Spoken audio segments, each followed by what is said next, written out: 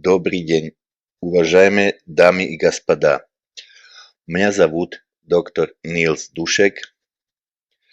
Я гражданин Германии и разработчик препарата Билурон. В настоящей презентации вам хочу рассказать несколько слов о истории возникновения препарата Билурон, о его механизме действия и о возможностях употребления его в ежедневном процессе. За ошибки в моем русском языку извиняюсь, но постарался чем лучше изучить и освоить русский язык.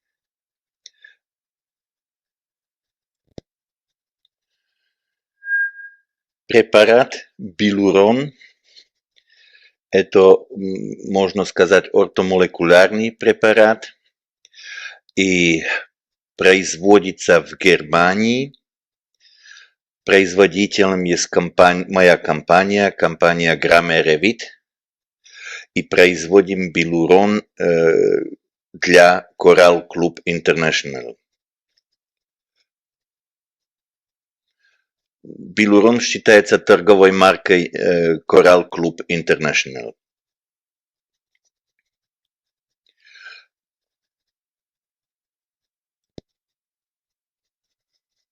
Препарат Билурон относится к группе биологически активных добавок к пище. Не считается лекарством.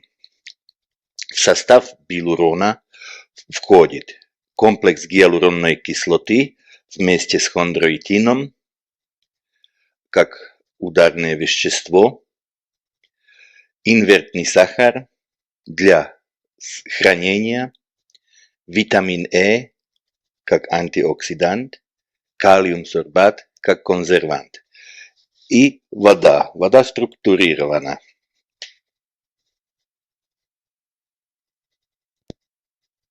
Сначала несколько слов об истории препарата Билурон.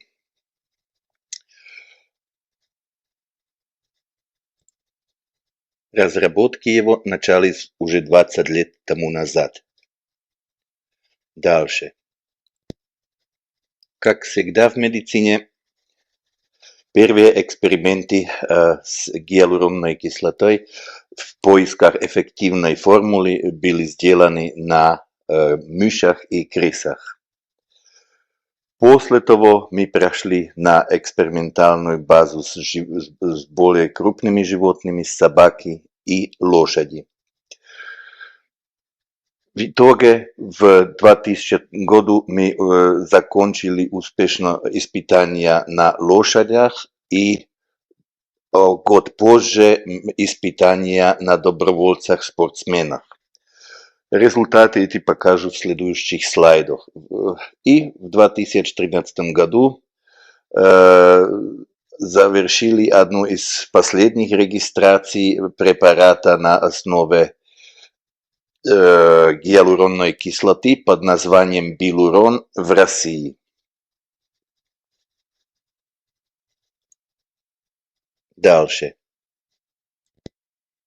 На следующем слайде показаны результаты лечения хромоты у лошадей.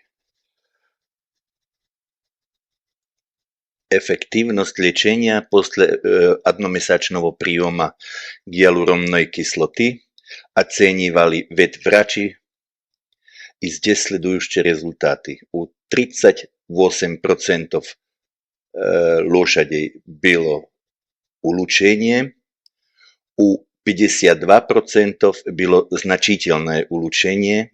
Это все в сравнении с другими терапевтическими процедурами. Без изменений осталась группа 10% лошадей. То значит, что здесь получается для улучшения и значительного улучшения 90% результат.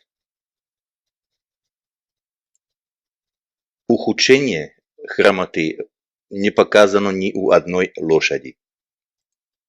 Дальше.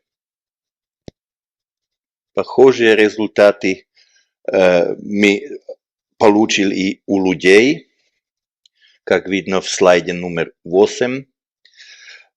У спортсменов это был хоккей и маратон, где у 35% больных было улучшение и 65% значительное улучшение. Ухудшение или без влияния не было у группы людей. Мы поэтому спрашивали, почему этих 10% было у лошадей, и обнаружили при последующей проверке материалов, что там был значительный эффект ошибочной диагностики. Дальше. Теперь несколько слов к компонентам, из которых состоит билурон. Дальше. Основным компонентом билурона является гиалуронная кислота. Гиалуронная кислота – это, что касается химической структуры, соединение огромного количества полисахаридных единиц, которые имеют большую молекулярную массу. Эта большая молекулярная масса – это одна из причин, почему очень тяжело всасываются химические составы с похожей структурой. Гиалуронная кислота имеет одну из главных функций в организме – это привязка воды. В том же самом плане и привязывает воду и делает основный компонент синовиальной жидкости. Но как единственный компонент билурона имеет гиалуронная кислота, в отличие к хондроитину и остальным, и регуляторные свойства, потому что сможет привязываться на собственный рецептор и регулировать рост и размножение хондроцитов. Дальше. Необработанная гиалуронная кислота имеет очень тяжелое всасывание в кровь, как видно здесь на следующем сайте. Эта красная палка в середине – это стенка кишечника, через которую эти длинные молекулы очень тяжело проходят, и в процессе прохождения они расцепливаются на моносахариды. То значит, в итоге в крови уже не найти гиалуронную кислоту. Таким же образом можно кушать и белый сахар. Результат будет тот же самый. Нашей задачей было посмотреть, как можно повлиять на структуру химическую молекулы гиалуронной кислоты, чтобы прохождение через кишечник не помешало ей биологической активности как гиалуронной кислоты целиком. Дальше. Как я сначала уже сказал, результатом выше 270 экспериментов было обнаружение определенной оптимальной молекулярной структуры гиалуронной кислоты, которая позволяет проходить через кишечник целиком в цепах различной длины, которые в состоянии после прохождения опять соединиться в готовую длинную гиалуронную кислоту. Говорим о так называемом процессе ресинтеза. Вот эта гиалуронная кислота, которая таким образом изменена и проходит через кишечник, она находится в препарате билурон. Дальше. Следующим компонентом это хондроитин сульфат. Хондроитин-сульфат является очень важным структурным компонентом хрящи и хрящевого матрикса.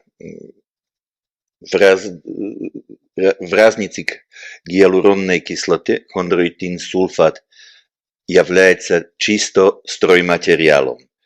Он не имеет никаких биологических регуляторных свойств, как гиалуронная кислота. Следующим компонентом это инвертированный сахар. Инвертированный сахар мы включили в наш препарат сначала чисто как консервант, но он химически состоит из равных долей глюкозы и фруктозы. Но показалось в поздних работах, что он не только консервант, но и как источник энергии для хондроцитов и как стройматериал для собственного производства гиалуронной кислоты в организме. Дальше. Эти два главные компоненты, гиалуронная кислота и хондроитин, они в нашем препарате вместе связаны ковалентной связкой во форме гиалурон-хондроитинного комплекса. Здесь на картине видно вот темные это хондроитинная структура и хондроитинная доль, и белые это доль гиалуронной кислоты в комплексе. После прохождения кишечником в кровь приходят транспортными белками на капсулу сустава и проходят через капсулу в суставную жидкость. В этом моменте прохождения разделяется гиалуронно-хондроитинный комплекс и отдельно проходит гиалуронная кислота, которая накапливается в жидкости сустава, и отдельно проходит хондроитин, и хондроитин используется в хрящи как стройматериал. Дальше.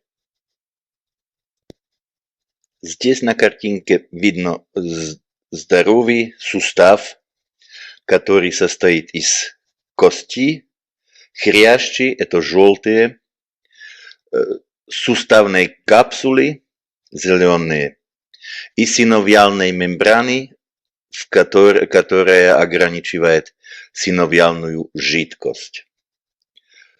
Основным компонентом этой синовиальной жидкости здесь синяя.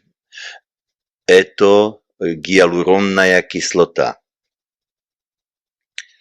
Дальше. Здесь на следующей картинке видно тот же самый сустав изменен в процессе артрозы. Главным характеристиком больного сустава это то, что убивает хрящи, и что капсула становится более толстой в сравнении с здоровым суставом. Дальше. В процессе наших разработок мы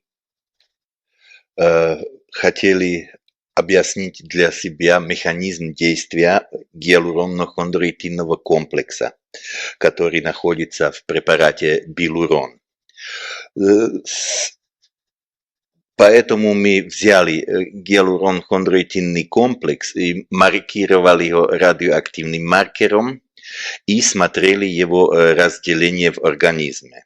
Показалось, что уже в лимфу после приема проходит через 15 минут и до 2 дней может состоять в лимфе, пока не проходит в синовиальную жидкость. Это прохождение в синовиальную жидкость начинается 24 часов после приема. В синовиальной жидкости он связывается с рецепторами клеток хряща, хондроцитов, и стимулирует таким образом выработку собственной эндогенной гиалуронной кислоты. Это покажем на следующих слайдах. Дальше. Что творится в суставах в процессе артрозы в течение приема билурона? До приема гиалуронно-хондроитинного комплекса находятся в суставах разрушенные хрящевые клетки, вот желтенькие, и в жидкости, суставной жидкости синовиальной находится гиалуронная кислота, но она частично изменена из-за процесса воспаления, который в суставе произошел.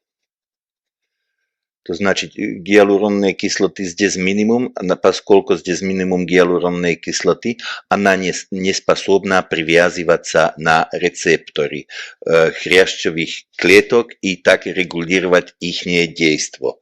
Рецепторы – это те стрелки, которые видно из желтых клеток. Дальше.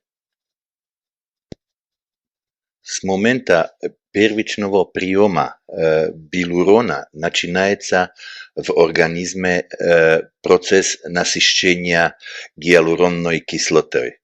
То значит, мы приводим из наружья гиалуронную кислоту, которая накапливается в синовиальной жидкости. Тем же образом в синовиальной жидкости уже два варианта гиалуронной кислоты. Первоначальная, которая была изменена воспалительным процессом, и здесь видно желтенькая, которая в препарате билурон. Таким образом повышается концентрация гиалуронной кислоты, и при определенной концентрации начинает привязка гиалуронной кислоты на собственный рецептор. Этот рецептор – это специфический для гиалуронной кислоты, который на поверхности хондроцитов, и он после привязывания гиалуронной кислоты активизируется. Это значит, что там красным цветом здесь показано. Активированный рецептор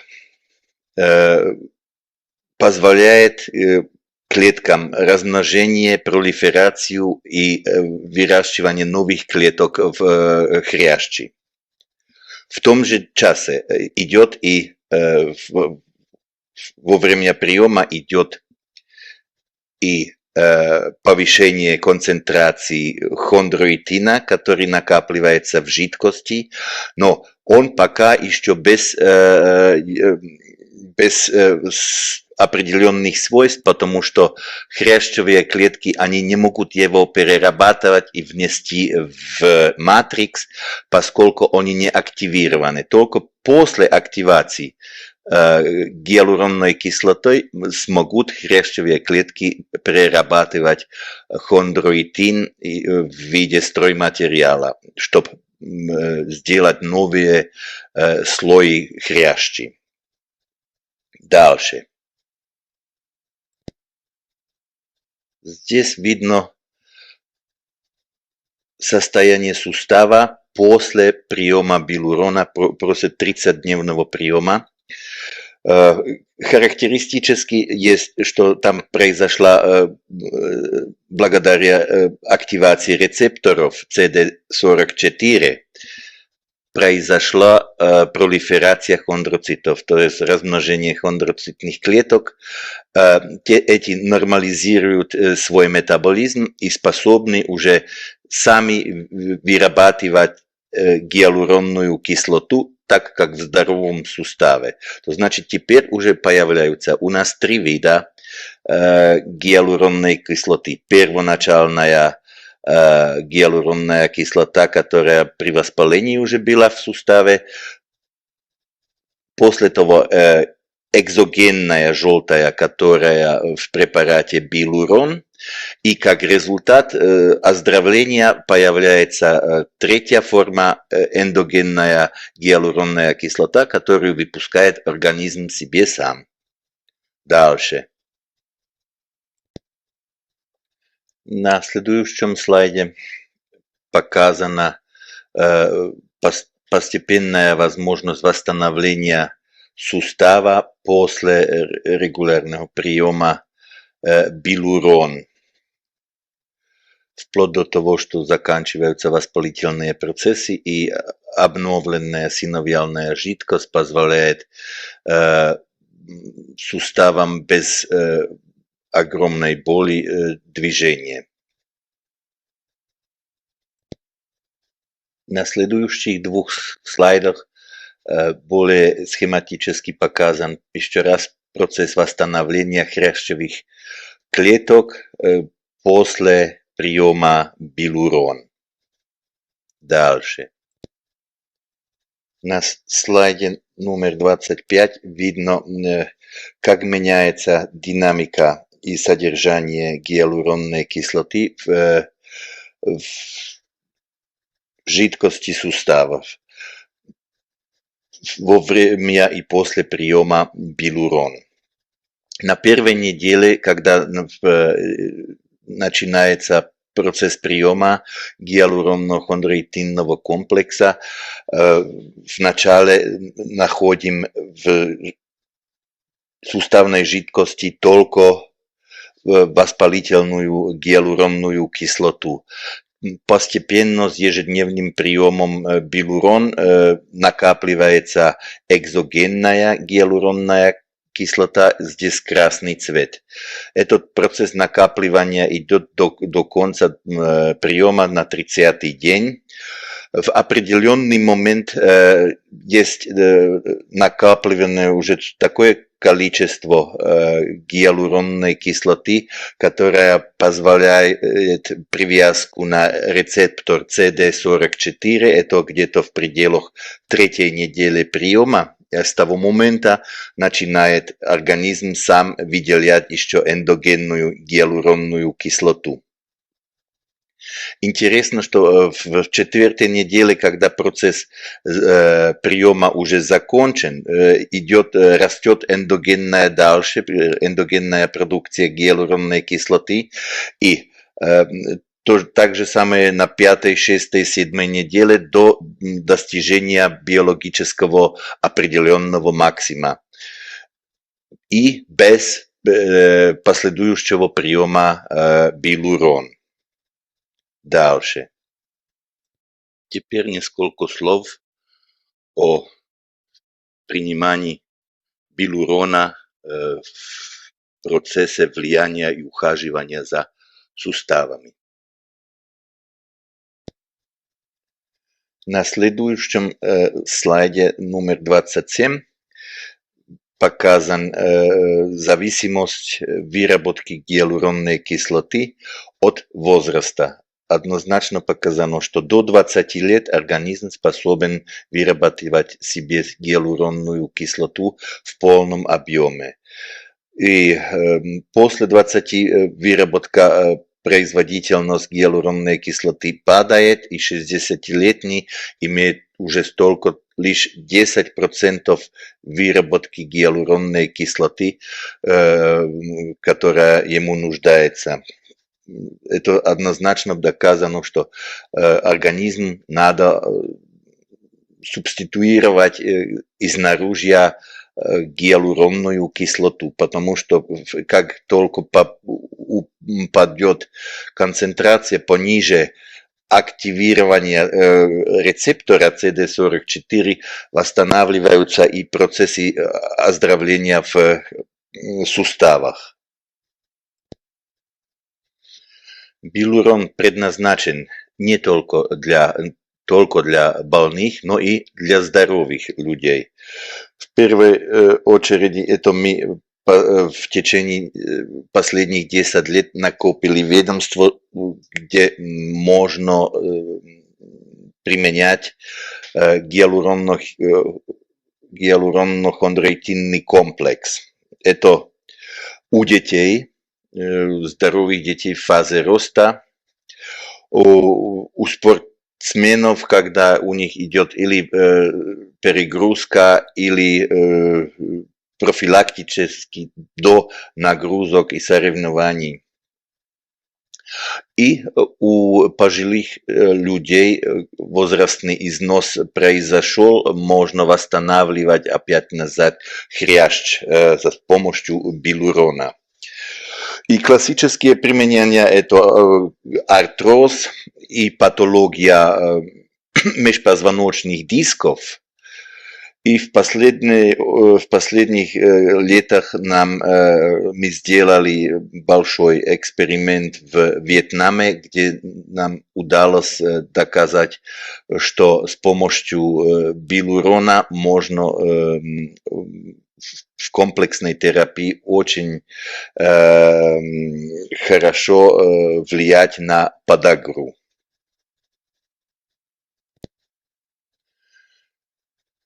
Суммарно можно сказать насчет билурона, что он свое действие полностью направляет на первопричину артроза, то значит восстанавливает хрящ. Поскольку он ортомолекулярный препарат, есть полностью без побочных эффектов, и можно его подавать и принимать пациентам, которые получают разные лекарственные средства. Пациент должен знать, что здесь идет процесс накопления в суставах гиалуронной кислоты, и этот процесс длится не меньше 2-3 недель. После этого времени уже начинают чувствовать первые улучшения. Курс повторяется 2-3 раза в год, и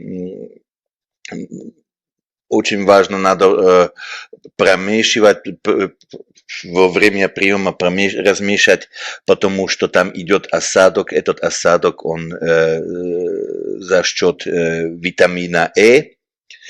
И важный и один момент, который здесь на слайде не показан, что терапевтический процесс 2 бутылок надо обязательно закончить. То значит, если уже по первой бутылке такое улучшение, обязательно надо взять и 2 бутылку. Весь 30-дневный процесс надо закончить.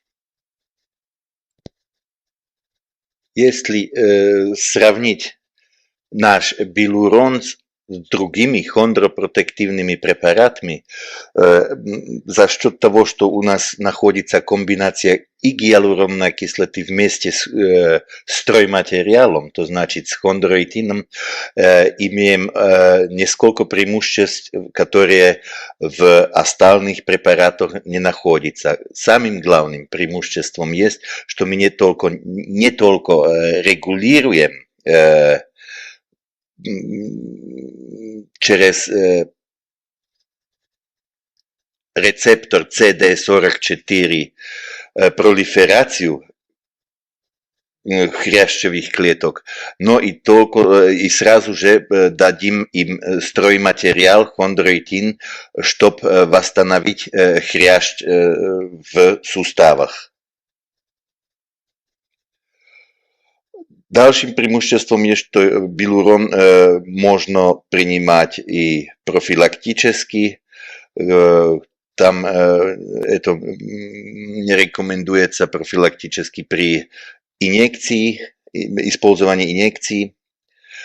А он работает и в тяжелейших формах. То значит, когда сам